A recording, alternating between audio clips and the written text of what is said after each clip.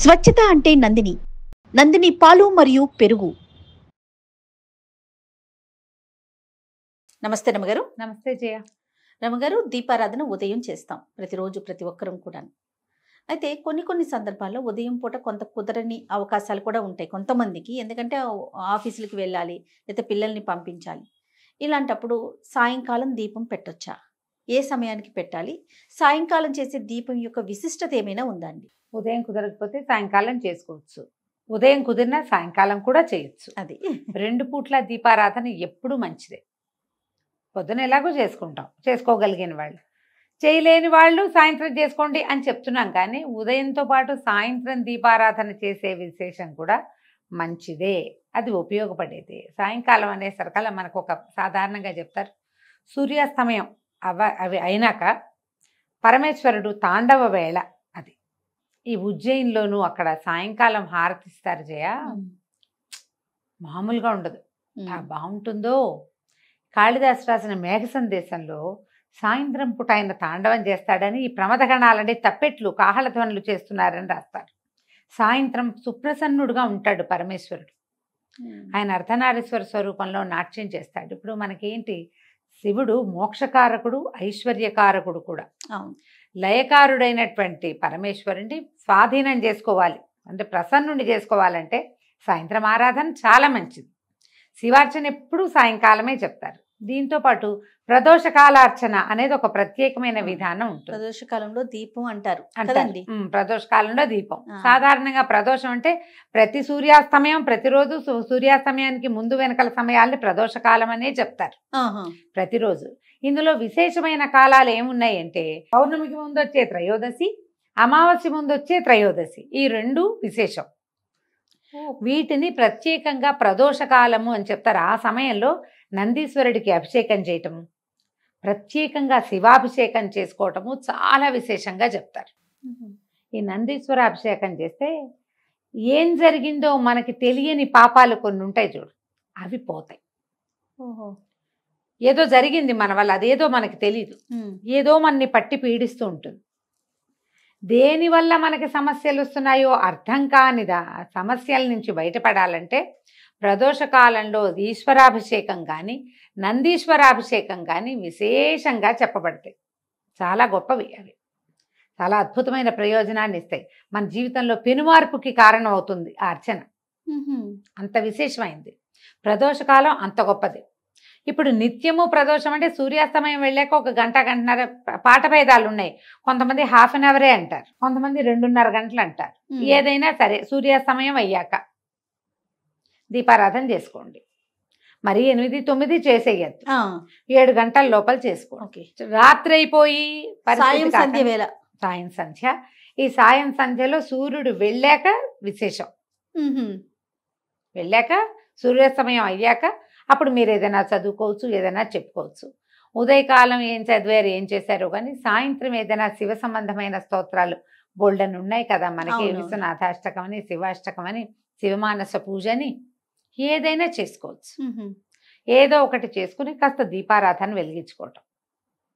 కుదిరితే సాయంకాలం ఆలయ దర్శనం చేయటం, కుదరలేదు దండం పెట్టుకోండి ఇంట్లో. అందరికీ అది అక్కడ డౌట్ ఉంటుంది, సాయంత్రం చేస్తే మంచిదేనా అని. సాయంత్రం చేసినా కూడా మంచిదే. ఎలాంటి మీరు మానకుండా చేయటం మరీ మంచిది. ఎలాంటి ఫలితం ఇస్తుందంటే శివానుగ్రహం లభిస్తుంది జయ. సాయంకాల దీపారాధన వల్ల మనకి లభించేది శివానుగ్రహమే. సమస్యల నుంచి బయటపడతాం. ఈ రోజువారీ మన జీవితం ఒక ప్రెషర్ఫుల్ గా నడుస్తూ ఉంటుంది కదా, దాంట్లో నుంచి ఒక సొలేస్ లభిస్తుందని భావిస్తాను జయ. నా మటుకు నేను సాయంత్రం దీపం పెట్టగానే పొద్దుటి చిక్కంతా తీసేసినట్టు అనిపిస్తుంది నాకు. ఏవో మాట్లాడతాం వాళ్ళతో వీళ్ళతో, ఎవరెవరినో కలుస్తాం, ఏమిటో అనుకుంటాం, బోళ్ళని ప్లాన్ చేస్తాం, అవన్నీ అవ్వవు, అన్నీ కుప్పగొలిపోతాయి ప్లాన్లన్నీ. ఒకసారి ఏదో వస్తుంది అనుకుంటే ఏమీ రాదు, ఎవరో వస్తారనుకుంటే రారు, అనవసరంగా మనం వెళ్ళామనిపిస్తుంది. ఏవో ఉంటాయి. ఇవన్నిటికీ ఆ దీపం పెట్టి కాస్త అగరత్తు వెలిగించి, ఒకట పంచాపచారాలు సాయంకాలం పెద్ద పువ్వులు గివ్వులు పెట్టరు ఎవరు, పొద్దున్న చేయని వాళ్ళు పెట్టుకుంటారనుకో. ఆ ధూపం కాస్త ఇంట్లో అట్లా చూపించామంటే హాయిగా ఉందిరా, ప్రశాంతంగా ఉంది, ఈ పూట చిక్కు వదిలిపోయింది అనిపిస్తుంది. అది ఫీల్ అవ్వాలి. నా జీవితంలో ఏం మార్పు లేదండి అంటుంటారు కొంతమంది, వింటాను, నాకు చెప్తుంటారు. మీరు చెప్పారు కదా 11 days నేను రోజు దీపం పెట్టాను, నా జీవితంలో ఏం మార్పు లేదండి. దీపం పెట్టడమే మార్పు. కరెక్ట్ అండి. ప్రతిరోజు మీరు 6:30-7 గంటలకి చకచకా స్నానం చేసేసి ఇల్లు బాకిలి ఏదో ఒక మాదిరిగా అయినా తుడుచుకుని, పొద్దున్న తోమినంత తోమకుండా కొద్దిగా ఒక మాదిరి వాకిలి సంధ్య వాకిలి జిమ్ముకుని, ఓ చెంబు నీళ్ళు పోసుకుని, కొంచెం ఫ్రెష్ బట్టలు కట్టుకుని, ఒక దేవుడి దగ్గర కూర్చుని 10 నిమిషాలు ప్రశాంతంగా ఉన్నావంటే ఏమిటి అదే నాంది, ఏమిటి ఇంకేం కావాలి నీకు? అంతే కదా. ఆకాశం ఊడి పడాలి, ఎప్పుడు పడుతుంది దానికి సమయం వచ్చినప్పుడు. రోజువారీని పరుగులో నువ్వు ఒక్క 10 నిమిషాలు భగవంతుడికంటూ సమర్పించగలుగుతున్నావంటే అదే పెను మార్పు. అంతకంటే ఏం మార్పు కావాలి? ఏదైనా శివ సంబంధమైనవి చదువుకోండి. నువ్వు కూడా సాయంత్రం దీపమే కదా పెట్టావు.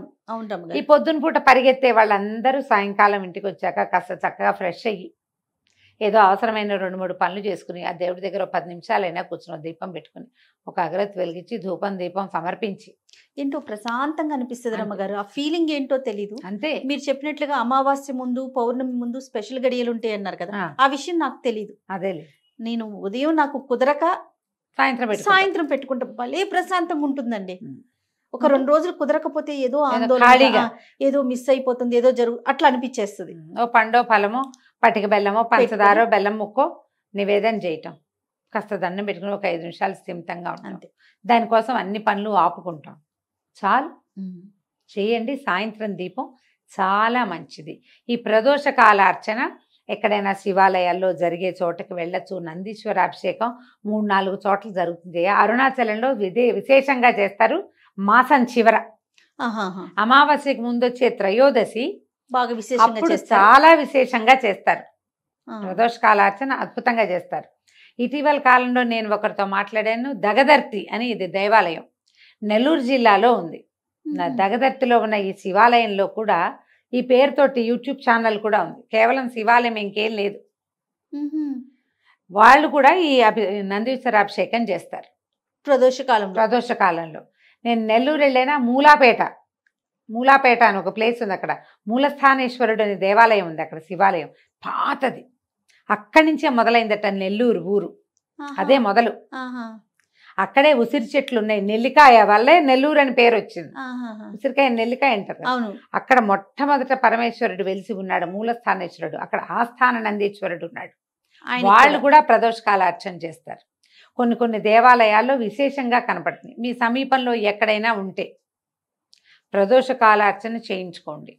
ఈ అరుణాచలంలో దగదర్తిలో వీటన్ని చోట్ల కూడా మనం బుక్ చేసి పెట్టుకోవచ్చు. గోత్రనామాలు పంపిస్తే అర్చన చేస్తారు. అవకాశం ఉన్నప్పుడు ఒకసారి వెళ్ళి దగ్గరుండి ఆ నందీశ్వరుడికి చేసే అభిషేకాన్ని చూడొచ్చు కంటితోటి. ఇది విశేషమైనది. నువ్వు ఎందుకు అడిగావో సాయంకాల దీపంని, దాంట్లో మనం ప్రదోష కాలాన్ని కూడా కలుపుతున్నాం. అవునండి. ఇప్పుడు మీరు సాయంత్రం పెట్టే దీపాన్ని ప్రదోష దీపం అనొచ్చు. మీరు రోజు పెడతారు, ఆటోమేటిక్ గా త్రయోదశులు 2 కవర్ అయిపోతాయి. అవును కదా, తెలియకుండానే ఆ రోజులు కవర్ అయిపోతాయి. ఏదైనా మానేసే పరిస్థితి, మీరు బయటకు వెళ్ళే పరిస్థితి ఉంటే ఈ డేట్ చూసుకోండి. ఓకే, అమావాస్యకి ముందు పౌర్ణమికి ముందు రమ్మగారు. ఇవి 2 విశేషమైనవి, పెట్టుకోండి జాగ్రత్తగా. శివ సంబంధమైనది ఏ స్తోత్రం మీరు చదువుకున్నా కూడా మీకు అద్భుత ఫలితం. అంటే జయ, బ్రహ్మాండం ఊడిపడదు. అంతే కదండి. 2 పాయింట్లు ఉంటాయి వీటిలలో ఎప్పుడు కూడా. నీకు కావాల్సింది కాదు, రావాల్సింది వచ్చేస్తుంది ఒకటి. రెండోది, నీ మీద పడాల్సిన పెద్ద బండరాయి చిన్న రాయి అవుతుంది. ఎప్పుడో ఒకసారి రేర్గా ఈ రాయి తొలగిపోవచ్చు కూడా, పక్కన పడచ్చు కూడా. బండపడ్డానికి మనం ప్రిపేర్ అవ్వక్కర్ల, పడిపోతుంది ఎట్లాగో. నీ ప్రిపరేషన్ ఏం అక్కర్లేదండి, అది జరిగిపోతుంది. ఆ జరగాల్సిన భయంకరమైన పరిస్థితుల్లోంచి నువ్వు ఒక మాదిరి స్థితిలోకి మారగలుగుతావు ఈ అర్చనలు వాటి వల్ల. ఓకే, ఈ పాజిటివ్ ఎనర్జీ వల్ల మనం కొంత తప్పించుకుంటాం. అదే కదా మనకు కావాల్సింది, అదే కదండి కదా. ఇది చాలు కదా మరి. కాబట్టి ఈ రకంగా ముందుకెళ్ళండి.